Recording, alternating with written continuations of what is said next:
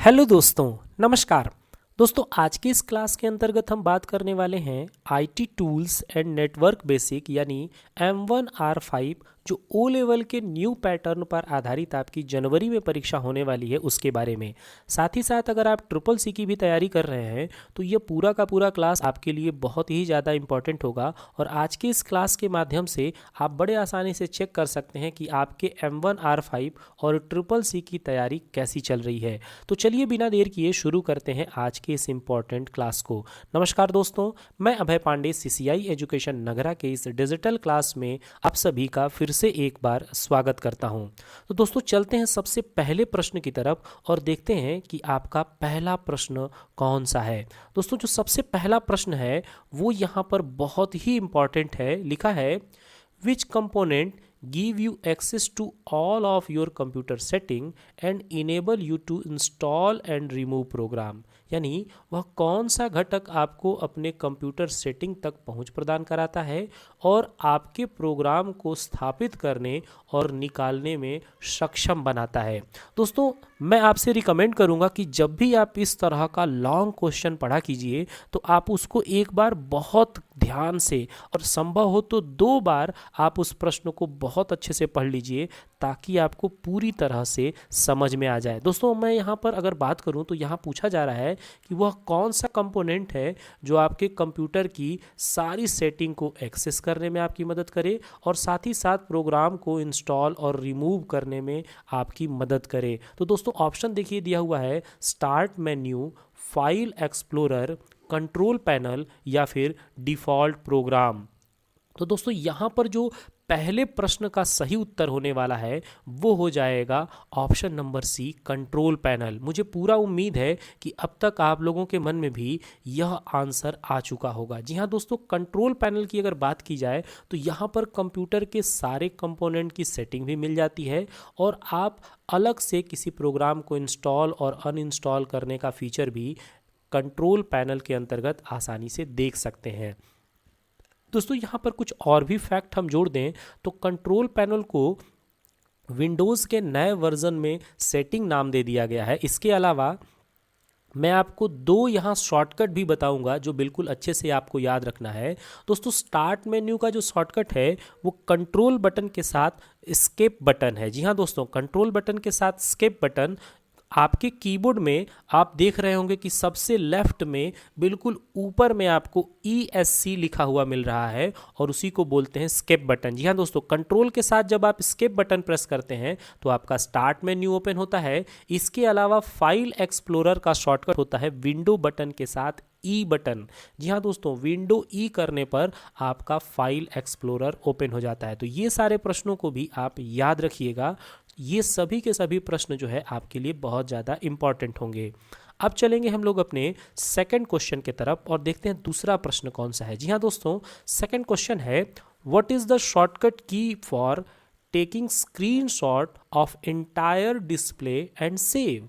यानी पूरे डिस्प्ले का प्रतिलिपि बनाने एवं उसे सेव करने की शॉर्टकट कुंजी क्या है। जी हाँ दोस्तों, आपके स्क्रीन पर जो अभी दिख रहा है, अगर आप कंप्यूटर के अंतर्गत अपने डेस्कटॉप पे काम कर रहे हैं और आपके पूरे के पूरे डिस्प्ले पर जो कुछ भी दिखाई दे रहा है उसका स्क्रीनशॉट लेने के साथ साथ उसे सेव करने के लिए कौन सी शॉर्टकट कुंजी का आप इस्तेमाल करेंगे। ऑप्शन देखिए दिया हुआ है कीबोर्ड की के साथ प्रिंट स्क्रीन बटन या फिर विंडो बटन के साथ कीबोर्ड में बोला हूँ, विंडो बटन के साथ प्रिंट स्क्रीन बटन, विंडो की के साथ यहाँ पर जो है L बटन, विंडो की के साथ D बटन या फिर विंडो की के साथ M बटन। तो दोस्तों विंडोज़ बटन के साथ वो कौन सा बटन है जिसे आप प्रेस करने के बाद आप पूरे के पूरे स्क्रीन का स्क्रीनशॉट ले सकते हैं और उसे सेव कर सकते हैं। तो दोस्तों यहाँ पर जो राइट आंसर होगा वो हो जाएगा ऑप्शन नंबर ए। आपको ऑप्शन पढ़ करके भी बड़े आसानी से समझ में आ गया होगा कि प्रिंट स्क्रीन जो यहाँ पर बटन है वो पूरे के पूरे स्क्रीन को प्रिंट करने की यानी स्क्रीनशॉट करने की सुविधा देता है। और दोस्तों सबसे खास बात यह है कि जब प्रिंट स्क्रीन बटन हम प्रेस करते हैं तो पूरा का पूरा डिस्प्ले का स्क्रीनशॉट तो होता ही है और वो सेव भी हो जाता है। आप उसे किसी भी प्रोग्राम में ले जा करके और पेस्ट करके उसे यूज़ कर सकते हैं। दोस्तों इसके अलावा मैं आपको बता दूं कि विंडो के साथ जब आप L बटन प्रेस करते हैं तो आप बड़े आसानी के साथ अपने विंडोज़ ऑपरेटिंग सिस्टम के यूज़र को आप शिफ्ट कर सकते हैं, चेंज कर सकते हैं। तो विंडो के साथ L बटन स्विच यूज़र का शॉर्टकट की होता है। जी हाँ दोस्तों, स्विच यूज़र के लिए हम लोग विंडो एल प्रेस करते हैं, जबकि विंडो के साथ डी बटन का हम इस्तेमाल करते हैं डेस्कटॉप पे जाने के लिए। जैसे अगर आप बहुत सारे एप्लीकेशन को खोल रखे हैं और आप सीधे डायरेक्ट डेस्कटॉप पे जाना चाहते हैं, तो कीबोर्ड में विंडो के साथ आप डी प्रेस करेंगे तो बड़े आसानी के साथ आप डेस्कटॉप पे चले जाएंगे। दोस्तों, अगर आपको पता है कि विंडो के साथ एम बटन प्रेस करने के बाद से क्या होगा, तो आप जल्दी से मुझे नीचे कमेंट करिए और बताइए कि विंडो की के साथ अगर हम एम बटन प्रेस करते हैं तो क्या होगा। चलिए चलते हैं अपने थर्ड क्वेश्चन की तरफ।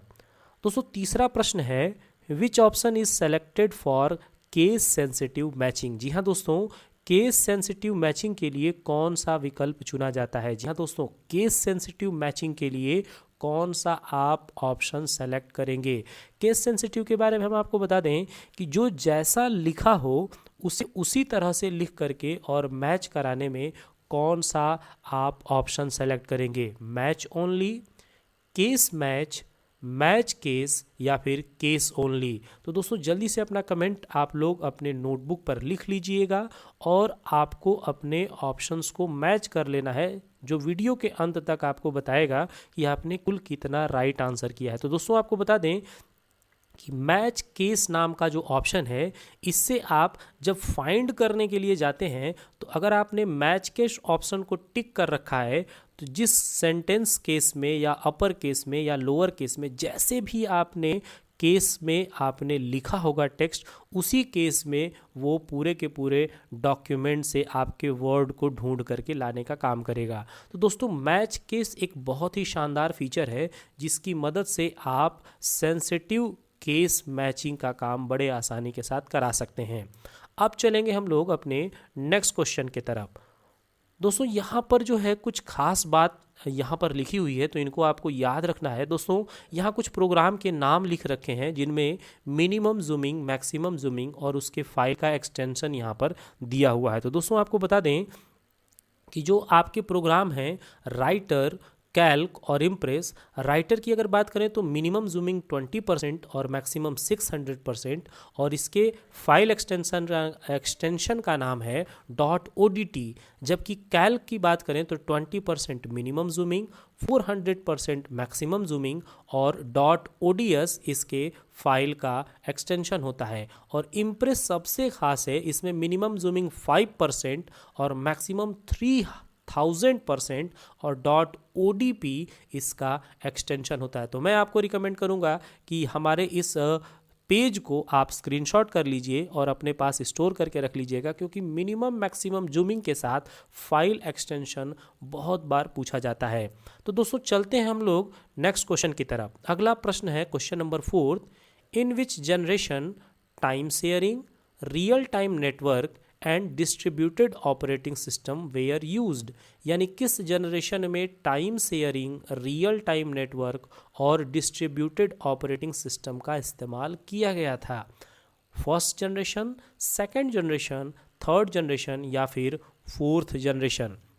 तो दोस्तों, मुझे पूरी उम्मीद है कि इस प्रश्न को पढ़ने के बाद अब तक आपके दिमाग में इसका आंसर जरूर आ चुका होगा। और आपको बता दें, ये कंप्यूटर का जो चौथा जनरेशन है उसमें ये सभी प्रकार के ऑपरेटिंग सिस्टम का और उनके प्रकार का प्रयोग किया गया था। जी हाँ दोस्तों, कंप्यूटर के फोर्थ जनरेशन में time sharing, real time network और डिस्ट्रीब्यूटेड ऑपरेटिंग सिस्टम का यूज़ किया गया था। क्वेश्चन नंबर 4 का भी राइट आंसर ऑप्शन नंबर 4 हो जाएगा, यानी डी। अब चलेंगे नेक्स्ट क्वेश्चन की तरफ। क्वेश्चन नंबर 5 यहाँ पर दिया हुआ है, The arithmetic and logical unit of computer respond to command coming from। यानी कंप्यूटर की अंकगणित और तर्क इकाई से आने वाली कमांड का जवाब देता है। यानी किस इकाई से आने वाले कमांड का जवाब देता है। Primary memory, control unit, cache memory या फिर इंटरनल मेमोरी। दोस्तों, मैंने शुरुआत में ही आपको बता दिया था कि जब भी कोई प्रश्न थोड़ा सा अजीब सा लगे तो उसको ज़रूर 2 बार पढ़ें, ताकि बड़े आसानी के साथ आप जो है उसका आंसर दे सकें। यानी यहाँ प्रश्न दिया हुआ है, the arithmetic and logical unit of computer respond to command coming from. तो दोस्तों आपको बता दें कि अर्थमेटिकल और लॉजिकल यूनिट के लिए जो है कंप्यूटर हमेशा कंट्रोल यूनिट के कमांड को रिस्पॉन्स करता है। तो ऑप्शन नंबर जो बी होगा यहाँ पर बिल्कुल ही सही उत्तर होगा। तो दोस्तों ऑप्शन बी कंट्रोल यूनिट, जिसे हम लोग सी कहते हैं दोस्तों, शॉर्ट फॉर्मेट में इनको सी कहा जाता है, और अर्थमेटिक एंड लॉजिकल यूनिट को हम लोग ALU कहते हैं। जबकि इसकी तीसरी जो इकाई होती है उसका नाम है MU, जिसे मेमोरी यूनिट कहा जाता है। दोस्तों मेमोरी यूनिट में आपको प्राइमरी मेमोरी और सेकेंडरी मेमोरी मिलता है। सेकेंडरी मेमोरी को हम लोग एक्सटर्नल मेमोरी के नाम से भी जानते हैं। दोस्तों एक और ख़ास जानकारी आपको दे दें, पूरे कंप्यूटर में जो सबसे फास्टेस्ट मेमोरी होती है उसको बोलते हैं कैश मेमोरी, और कैश मेमोरी जो है वो रैम मेमोरी का एक भाग होता है। अब चलेंगे हम लोग नेक्स्ट क्वेश्चन की तरफ। क्वेश्चन नंबर यहाँ पर है 6।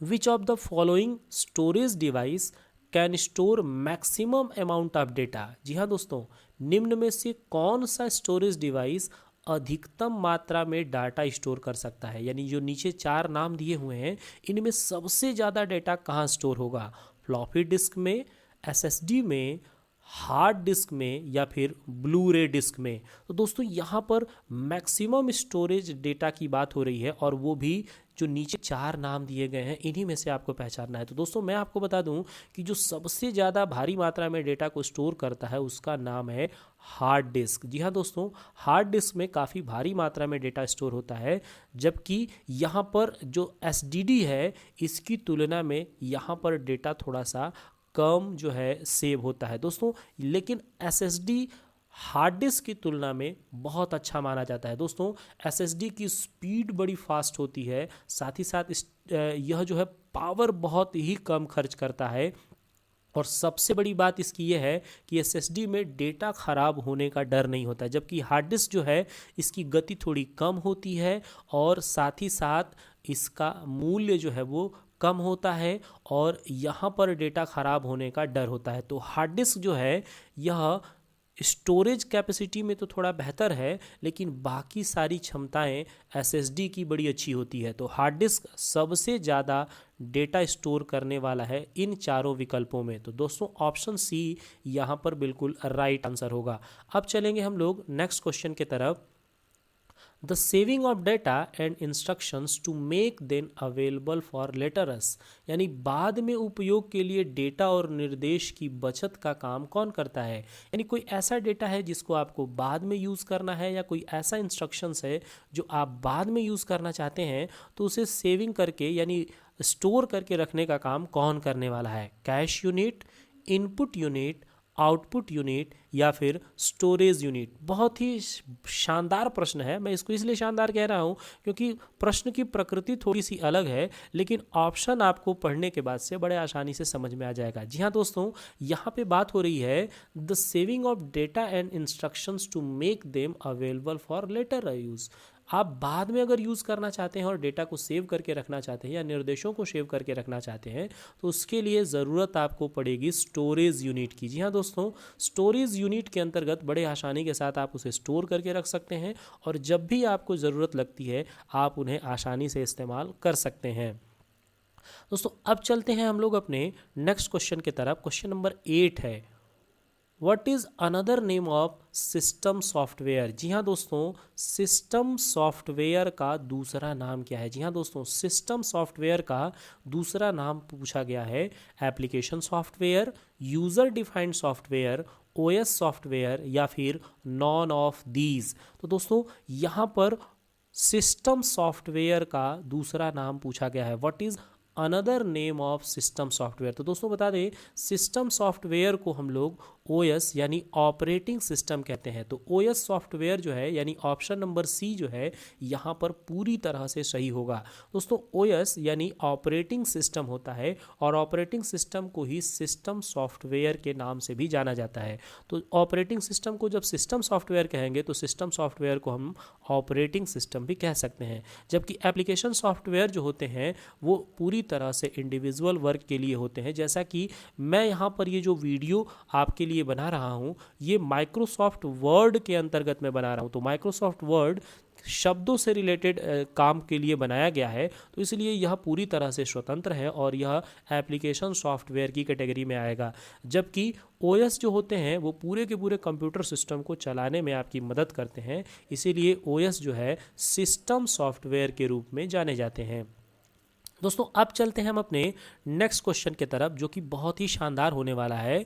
Operating system of a computer work as a software interface between the user and, आगे खाली जगह है, यानी कि कंप्यूटर का ऑपरेटिंग सिस्टम प्रयोगकर्ता और किसके बीच में एक सॉफ्टवेयर इंटरफेस के रूप में काम करता है। जी हाँ दोस्तों, जो ऑपरेटिंग सिस्टम होते हैं कंप्यूटर पर काम करते समय यूज़र के साथ और किसके बीच में एक इंटरफेस का काम करता है, मेमोरी, हार्डवेयर, पेरिफेरल या फिर स्क्रीन। तो दोस्तों यहाँ पर जो क्वेश्चन नंबर 9 है, आपको ज़रूर यह पता होगा, अगर आपने कंप्यूटर की पढ़ाई कर रखी है तो ऑपरेटिंग सिस्टम आपने पढ़ा होगा, और ऑपरेटिंग सिस्टम पढ़ा होगा तो ऑपरेटिंग सिस्टम का जो सबसे बेसिक डेफिनेशन होता है कि ऑपरेटिंग सिस्टम यूज़र और हार्डवेयर के बीच में मीडिएटर का काम करता है, इंटरफेस का काम करता है। तो यहाँ पर जो राइट आंसर होगा वो हो जाएगा ऑप्शन नंबर बी, हार्डवेयर। जी हाँ दोस्तों, यूज़र और हार्डवेयर के बीच में एक मीडिएटर की तरह काम करने का काम करता है ओएस यानी ऑपरेटिंग सिस्टम। दोस्तों आपको बता दें कि ओएस को सॉल ऑफ कंप्यूटर भी कहा जाता है, यानी कंप्यूटर की आत्मा कहा जाता है, और अगर ऑपरेटिंग सिस्टम आपके डिवाइस में नहीं है तो आप किसी भी तरह का वर्क नहीं कर सकते हैं। दोस्तों अब चलते हैं हम अपने नेक्स्ट क्वेश्चन की तरफ। क्वेश्चन नंबर है 10। What is the shortcut key to snap any application to right side. जी हाँ दोस्तों, बहुत अच्छा प्रश्न है, बिल्कुल यूनिक क्वेश्चन है। किसी भी एप्लीकेशन प्रोग्राम को दाईं ओर स्नैप करने का शॉर्टकट की क्या होता है। जी हाँ दोस्तों, जैसे कि ये एप्लीकेशन खुला हुआ है, मैं इसे चाहूँ तो बाईं तरफ या दाईं तरफ कहीं पर भी मैं शिफ्ट कर सकता हूँ। तो किसी भी एप्लीकेशन प्रोग्राम को अगर दाईं ओर यानी कि राइट साइड में आपको स्नैप करना है, फिक्स करना है, तो आप कौन सी शॉर्टकट की इस्तेमाल करेंगे? विंडो बटन के साथ एरो बटन, या फिर यहाँ राइट एरो की बात हो रही है दोस्तों, विंडो बटन के साथ राइट एरो, कंट्रोल के साथ राइट एरो, शिफ्ट के साथ राइट एरो, या फिर अल्टर बटन के साथ राइट एरो। तो दोस्तों तो यहाँ पर आपको बता दें कि अगर आप विंडो बटन के साथ राइट एरो बटन आप प्रेस करेंगे तो जो भी आपका एक्टिव विंडो होगा वो राइट साइड में स्नैप हो जाएगा, यानी शिफ्ट हो जाएगा, एक छोटे से रूप में, एक छोटे से हिस्से में बन करके आपको दिखाई देगा। तो दोस्तों यहाँ पर जो क्वेश्चन नंबर 10 है, किसी भी एप्लीकेशन को राइट साइड में स्नैप करने के लिए हम विंडो बटन के साथ राइट एरो बटन इस्तेमाल करते हैं। अब चलेंगे हम लोग नेक्स्ट क्वेश्चन की तरफ। दोस्तों अगला प्रश्न है, a new printer can be added by the printer and scanner option in, यानी प्रिंटर और स्कैनर विकल्प द्वारा एक नया प्रिंटर जोड़ा जा सकता है। किससे जोड़ा जा सकता है? कंट्रोल पैनल से, डायनामिक डाटा एक्सचेंज से, फाइल मैनेजर से, या फिर नॉन ऑफ दीज। तो दोस्तों हमने शुरू में ही आप लोगों को बताया था कि जब भी हम कंप्यूटर के अंतर्गत किसी विशेष प्रकार की सेटिंग करते हैं, किसी प्रोग्राम को इंस्टॉल या अनइंस्टॉल करना होता है, या किसी भी नए हार्डवेयर को ऐड या रिमूव करना होता है, तो हम लोग स्पेशल फंक्शन, यानी स्पेशल फंक्शन की जगह पे हम कह सकते हैं स्पेशल फीचर एक यूज़ करते हैं। जो कंपोनेंट होता है कंप्यूटर के अंदर उसका नाम है कंट्रोल पैनल। और दोस्तों कंट्रोल पैनल में ही आप आ करके और नए प्रिंटर को या स्कैनर को आसानी से आप ऐड कर सकते हैं, और ज़रूरत पड़ने पर आप इन्हें रिमूव भी कर सकते हैं।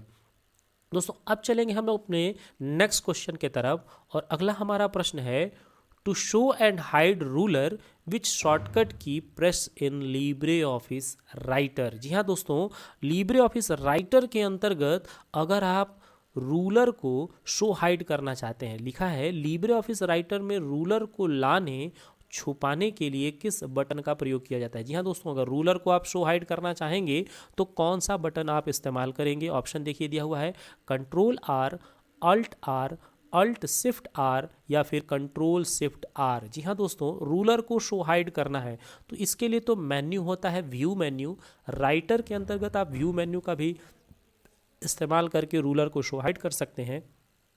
और आपको बता दें कि इसका जो शॉर्टकट की होगा वो हो जाएगा कंट्रोल शिफ्ट आर। जी हाँ दोस्तों, कंट्रोल शिफ्ट आर करके बड़े आसानी के साथ रूलर को शो अथवा हाइड आप कर सकते हैं।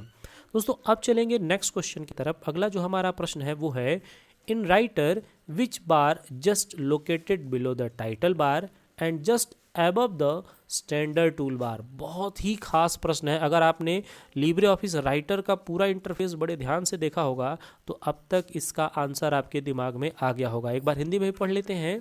राइटर में वो कौन सा बार टाइटल बार के ठीक नीचे और स्टैंडर्ड टूल बार के ठीक ऊपर दिखाई देता है? जी हाँ दोस्तों, टाइटल बार तो किसी भी एप्लीकेशन में सबसे ऊपर होता है, तो टाइटल बार के ठीक नीचे और आपके जो स्टैंडर्ड टूल बार है उसके ठीक ऊपर कौन सा बार दिखाई देता है? Status bar, formatting tool bar, menu bar या फिर साइड बार? तो दोस्तों यहाँ पर जो राइट आंसर होगा वो हो जाएगा ऑप्शन नंबर सी, मेन्यू बार।